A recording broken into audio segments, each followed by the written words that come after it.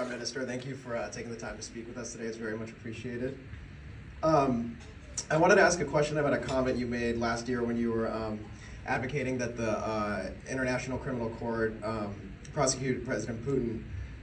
You said that, quote, if we were to acquiesce in any way in regards to prosecuting Putin for war crimes, none of us could ever take freedom for granted ever again, or be sure that democracy or peace would triumph over totalitarianism.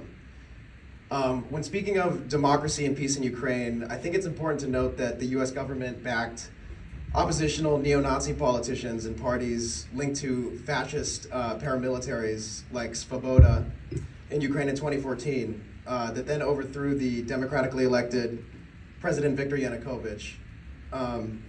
This was even after Victoria Nuland was caught on the phone picking the next leader of Ukraine after Yanukovych's fall. Or we can describe the US role in Yanukovych's overthrow as the Democratic Senator Chris Murphy did when he said, quote, with respect to Ukraine, we, meaning the US, have not sat on the sidelines. We have been very much involved. Members of the Senate who have been there, members of the State Department who have been on the square, the Obama administration passed sanctions. I really think that the clear position of the United States has in part been what has helped lead to this change in regime. So my question for you is, do you oppose the actions and position of the United States that, in the words of Senator Murphy, helped lead to the regime change of the democratically elected former president of Ukraine, Viktor Yanukovych? Well, what I was talking about last year was about the crime of aggression. That's what I was talking about.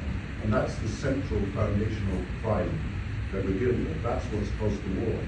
So I'm not going back to 2012, 13 and 14. I'm saying you can prove and demonstrate that Putin made a decision to invade Ukraine.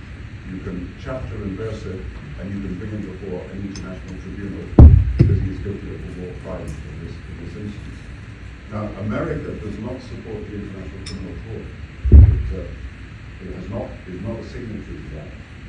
And Russia and Ukraine, including Ukraine, are not signatories to the amendment to the court, which is the crime of aggression. That was introduced later. So what you have to do is create a special tribunal, like at Nuremberg, dealing with the war crimes of the Nazis and the Japanese war crimes in the criminal court in Tokyo. And that's what I think we should do. The powers should get together. We should hold Putin accountable. We should have necessarily tried in his absence. Because the key question here, and I know you've got other information you want to bring to us, but the key question here is if you allow a crime of aggression to go unpunished, and you take no action that holds someone responsible, then this will happen again and again. Do you believe that the crime of aggression for Bush invading Iraq and should go unpunished? The point I would make here is that the crime of aggression has been agreed by the International Criminal Court as a crime that deserves to be punished in the international stage after 2011. But that was only this year. But I'm saying that was only this year, right?